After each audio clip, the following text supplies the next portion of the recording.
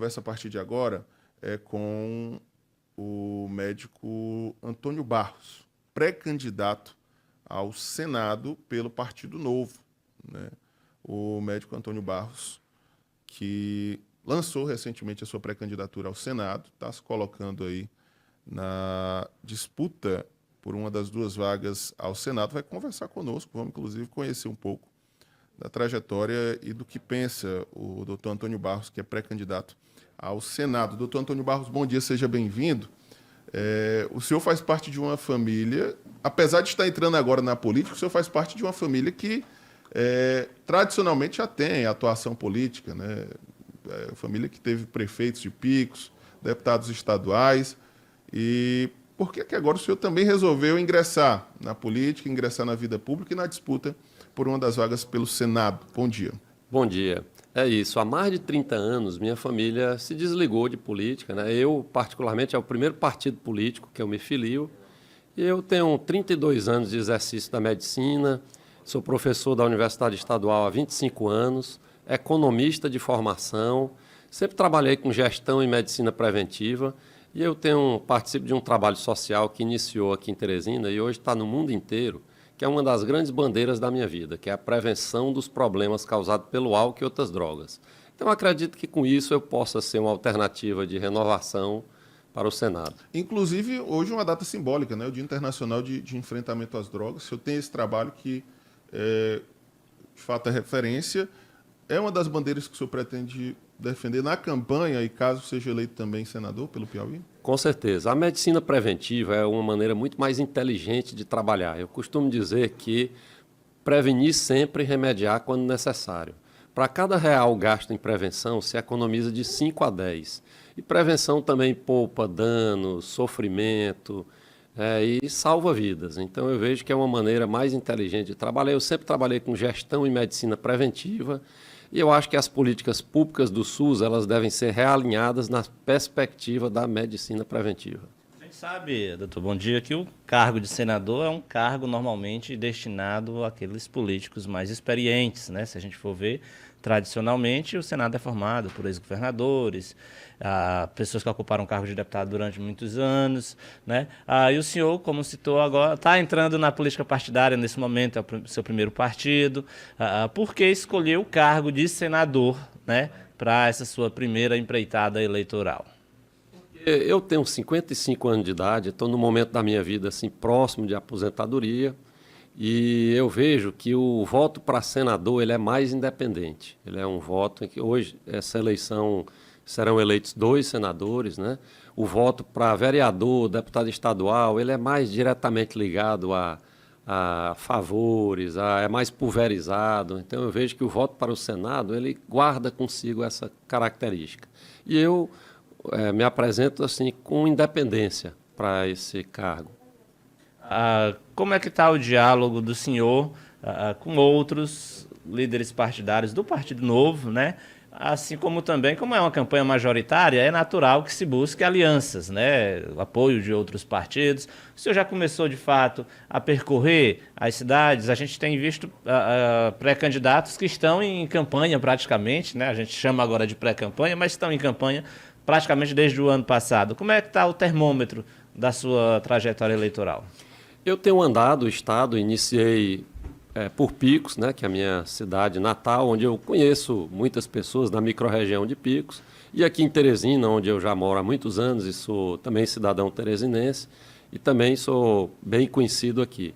Nas outras regiões do estado eu ainda sou pouco conhecido, mas eu tenho começado a visitar e tenho recebido apoio de algumas poucas lideranças, né? Não vai ser uma característica forte da minha pré-campanha ter apoio de prefeitos, vereadores, mas algumas lideranças, inclusive de outros partidos, né? Eu considero uma pré-candidatura suprapartidária, porque eu já recebi apoios, inclusive tem vereador do PT, tem suplente de vereador do PT que já manifestaram interesse em me apoiar, porque me conhecem, sabem minha trajetória de vida, e isso está além de bandeiras partidárias. Pré-candidato, uma coisa que o senhor colocou aí, que é a questão de ainda não ser conhecido e ainda ter que andar pelos municípios colocando a sua cara, colocando ali, buscando implementar a sua marca e de se tornar conhecido e dizer que é pré-candidato.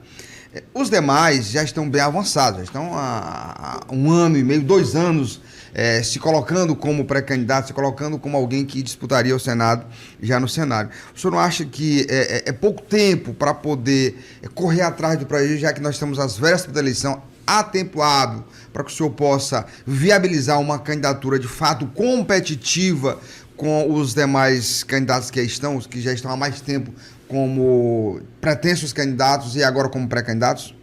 É realmente um grande desafio, mas, por outro lado, também, esses 3 candidatos, por exemplo, que são considerados favoritos aqui no Piauí, eles têm, em média, 35 anos de exercício de cargos públicos eletivos. Ou seja, a pessoa que tem perto de 40 anos de idade, quando nasceu, eles já estavam ocupando cargo público eletivo. Então, já existe um desgaste em relação a seus nomes, existe um sentimento de renovação. E eu vejo que as pessoas, se você faz uma pesquisa espontânea, agora para o Senado, mais de 80% das pessoas não sabem ainda em quem votar, numa pesquisa espontânea, né? Então eu vejo que existe esse sentimento e 2 meses, através de redes sociais, visita, presença territorial, eu quero me tornar mais conhecido aqui no Estado. O senhor faz parte do Partido Novo, que é um partido que, quando surgiu, trouxe algumas práticas consideradas inovadoras, como o processo seletivo para a definição de candidatos, toda aquela preocupação com o histórico e a ficha, né, dos candidatos ou pretensos candidatos. Essa ainda é uma preocupação do partido? O senhor passou por algum tipo de processo avaliativo, processo de seleção para ter a candidatura homologada, pré-candidatura homologada pelo Partido Novo? Com certeza. É um partido que eu vejo ainda que não foi contaminado pela má política, né? Um partido que não tem dono, partido pequeno ainda, né? Aqui no Piauí especificamente. E eu costumo dizer que a vida de uma pessoa que quer concorrer a um cargo público eletivo é um livro aberto, deve ser um livro aberto. Então eu também coloquei a minha vida para, em todas as avaliações técnicas, história de vida, para que o partido também tenha mais segurança com o meu nome, e isso eu acho que dá uma credibilidade ao eleitor.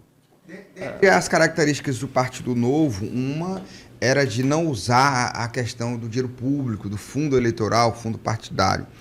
No entanto, recentemente, o partido decidiu voltar atrás para se utilizar desses recursos e assim está aplicando nas candidaturas daqueles que saiam candidato pelo partido.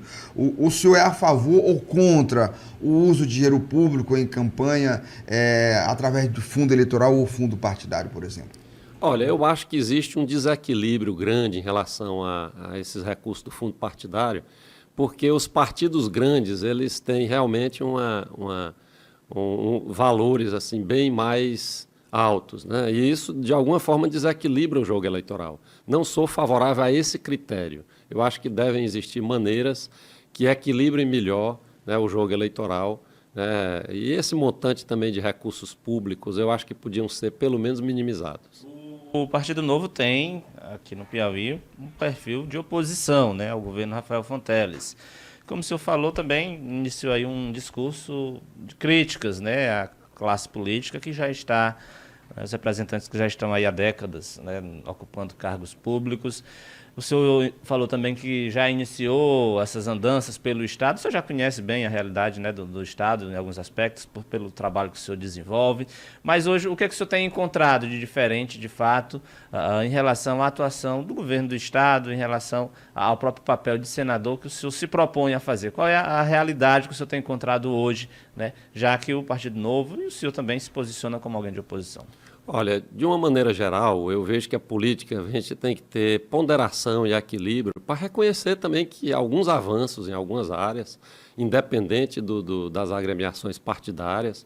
E eu sou um crítico em relação a essas gestões do PT como um todo, a nível de Brasil, mas reconheço que teve também avanços, né? Se não tivesse o presidente Lula, não tinha tanta popularidade, especialmente no Nordeste, né? Alguns programas de transferência de renda, né, que eu acredito que beneficiaram bem a população. Agora, eu acho que tem tantas outras demandas, como responsabilidade fiscal, né, como combate à criminalidade, combate à corrupção, privilégios, né, que se deixa muito a desejar. Então, no conjunto da obra, eu vejo que há assim, uma necessidade, e a democracia vive muito, né, de alternância de poder, né? Eu acho isso salutar para a democracia. E vejo, no cômputo geral, um sentimento assim de renovação da minha parte. O que o senhor tem sentido durante as agendas, inclusive nesse contato mais próximo com o eleitorado?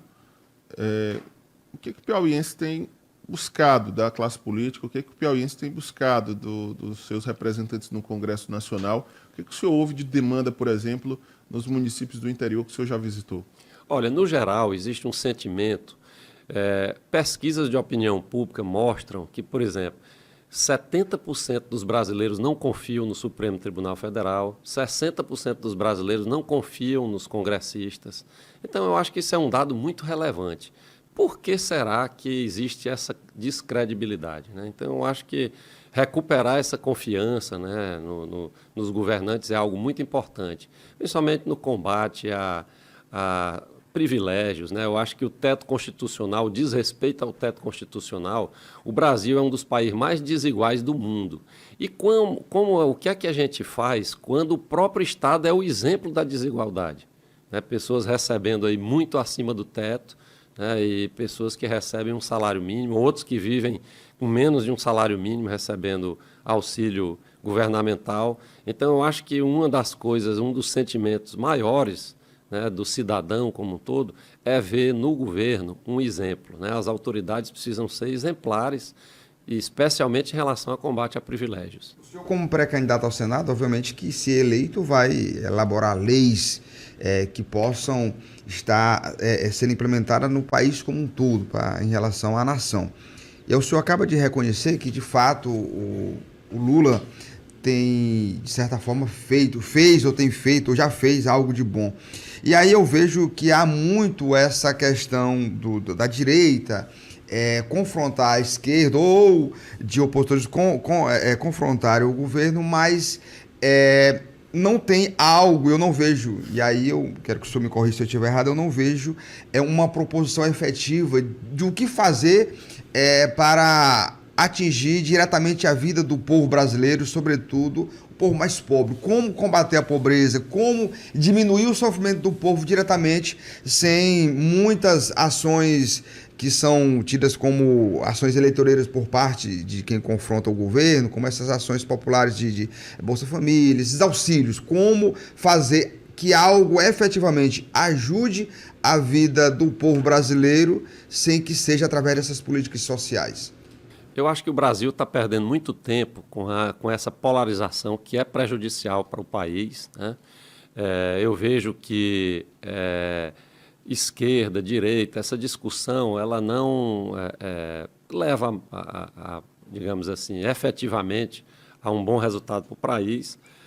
Vejo que as coisas da política devem ser vistas com equilíbrio, com ponderação, e acho importante o país abraçar algumas causas. Por exemplo, uma causa que eu vejo que é muito importante é a flexibilização das leis trabalhistas.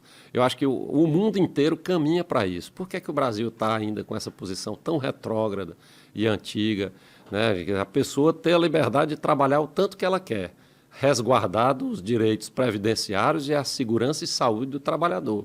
Eu acho que isso é um passo muito importante, que não vai engessar tanta economia, vai gerar mais empregos. Então, eu acho que essas causas, essas pautas, o país precisa se unir mais diante delas, encontrar alternativas, né, e superar essa polarização que eu acho prejudicial. Eu acho que essa questão, essa perspectiva de centro é muito importante, né, porque o centro traz equilíbrio e ponderação. Eu critico o centrão, a barganha, troca de favores, compra de votos, né, para apoio governamental, que é o chamado presidencialismo de coalizão, que eu acho que hoje as pessoas veem até com uma certa banalização disso, como se fosse normal o governo comprar apoio no Congresso, o que eu acho algo assim absurdo.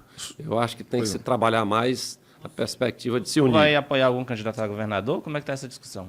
O Partido Novo está indicando aí a pré-candidatura do Eliseu Aguiar, né, e nós vamos seguir, né, as orientações partidárias. Só acredita que essa polarização a nível nacional vai influenciar nas eleições aqui no estado do Piauí, e o Partido Novo tem um pré-candidato a presidente da República, que é o ex-governador de Minas Gerais, Romeu Zema.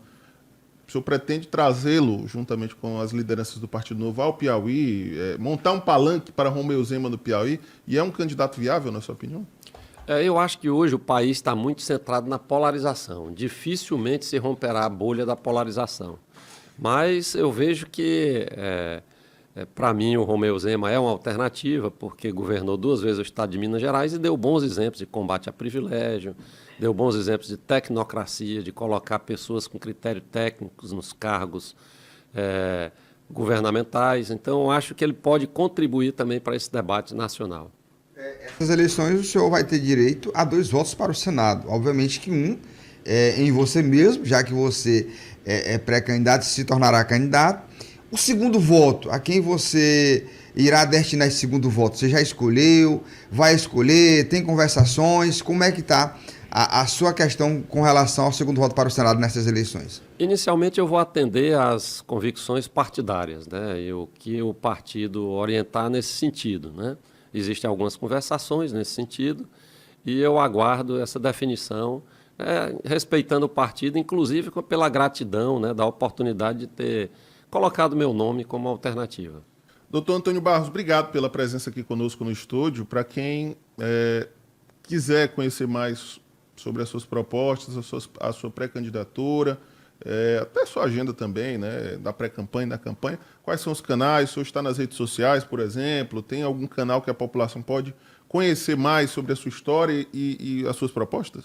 Eu tenho um Instagram, que é Antônio Barros AF, também TikTok, Facebook, então, mas principalmente pelo Instagram, Antônio Barros AF, e onde eu coloco meus pensamentos, ideias, propostas, minha história de vida, para que as pessoas possam também me conhecer melhor e também ter alternativas. Acho importante o eleitor também ter a oportunidade de conhecer os diferentes candidatos e a mensagem que chegar mais no seu coração, tocar mais no seu coração, ele apoiar. Obrigado, doutor Antônio Barros. Boa sorte na pré-campanha, na campanha. Esperamos que o senhor retorne aqui também futuramente para a gente voltar a discutir as propostas e também o que o senhor pensa para o futuro do nosso estado. Boa sorte, bom final de semana. Gratidão aí pela oportunidade.